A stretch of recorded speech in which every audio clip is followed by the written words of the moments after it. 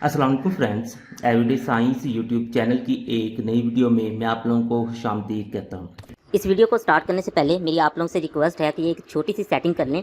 इससे फिर आप लोगों को ये जो अल्फाज हैं ये ब्लर दिखाई नहीं देंगे। उसके लिए सबसे पहले आप लोगों ने वीडियो के ऊपर इस तरह छोटा सा क्लिक करना है। तो यहाँ पे आप लोग इसको क्लिक करेंगे, ये जो है तो आप लोगों के पास इस तरह से ये क्वालिटी वाला पहला ही ऑप्शन आएगा। तो ये क्वालिटी वाला जो ऑप्शन है यहाँ पे उसने ना ऑटो कुछ ना कुछ सिलेक्ट किया होगा। तो आप लोगों ने इस पर क्लिक करना है और क्लिक करने के बाद आप लोग एडवांस वाले ऑप्शन पे जाएंगे। और एडवांस वाले ऑप्शन पे जाने के बाद आप लोगों ने 720 या 1080 को ना सिलेक्ट करना है। उससे ये होगा कि वीडियो की क्वालिटी HD हो जाएगी और जब HD क्वालिटी हो जाएगी तो आप लोगों को किसी किस्म का कोई भी ब्लर वाला इशू नहीं आएगा। 1.3 एक्सरसाइज का अगर हम 7वां सवाल देखें तो उसमें वो कहता है मिरहा ने एक खिलौना 1500 रुपए में खरीदा और 1520 रुपए में फरोख्त कर दिया, इसका मुनाफा फीसद मालूम करें।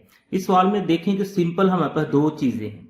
एक तो उसने ना कि कोई चीज खरीदी है 1500 रुपए में और 1520 में उसने फरोख्त कर दी है। अब आपने मालूम क्या करना है कि मुनाफा फीसद मालूम करना है। चले हम इसको सॉल्व करते हैं। तो हम ना के लिखते हैं, सबसे पहले तो हम लिखते हैं जो कीमत खरीद थी वो हमारे पास कितनी है। तो कीमत खरीद हमारे पास है 1500 रुपए। ये सवाल में से हमें ना कि मिल रहा है, ये देखें इधर लिखा हुआ है इसकी जो कीमत खरीद है वो 1500 रुपए है। अब नेक्स्ट दूसरी चीज में हमारे पास है जी कीमत फरोख्त। तो कीमत फरोख्त अगर देखेंगे तो वो हमारे पास है 1520 रुपए। तो ये भी आप लोगों को इधर से मिल जाएगा।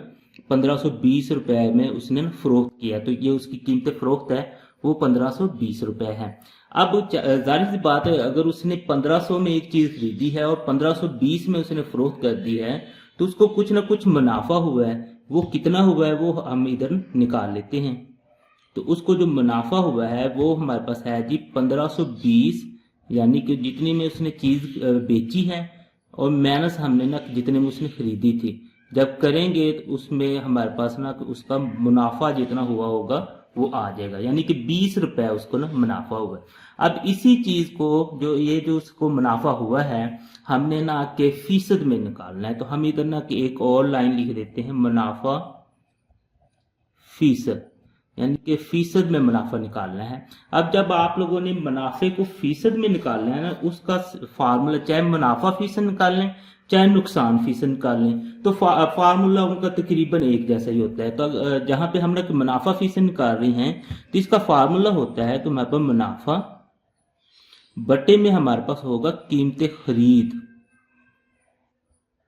और मल्टीप्लाई यानी कि ज़रब हमारे पास ना 100 हो जाएगा। अगर आप लोग नुकसान फीसद निकालना था तो यहाँ पे नुकसान फीसद आ जाना था, यहाँ पे नुकसान आ जाना था, नीचे हमारे पास कीमत खरीद ही आनी। चाहे आप लोग मुनाफा फीसद निकालें चाहे आप लोग नुकसान फीसद निकालें, तो ये जो नीचे आप लोग डिवाइड करना है ये हमेशा कीमत खरीद से ही करना है। अब नेक्स्ट हम ना के जो चीजें थी हमारे पास हम उनको पुट कर देते हैं।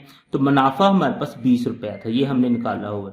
तो कीमत खरीद हमारे पास 1500 रुपया थी, तो ये भी हमारे पास थी, और ज़रब हमने ना 100 से करना है। तो अब आप लोग ये करें कि ये जो 100 है ये ऊपर 20 से ना ज़रब हो रहा है, तो आप लोग 100 को 20 से ज़रब कर दें और फिर बाद में ना के 1500 से डिवाइड कर दें। एक तो तरीका ये है। इसका दूसरा तरीका ये है कि आप लोग इन दो जीरो को इन दो जीरो से काट सकते हैं। अब ऊपर हमारे पास 20 बच गया और नीचे 15 बच गया, तो आप लोग इस तरह से इसे लिख लें 20/15। अब 20/15 जो है इनको आप लोग तकसीम कर दें।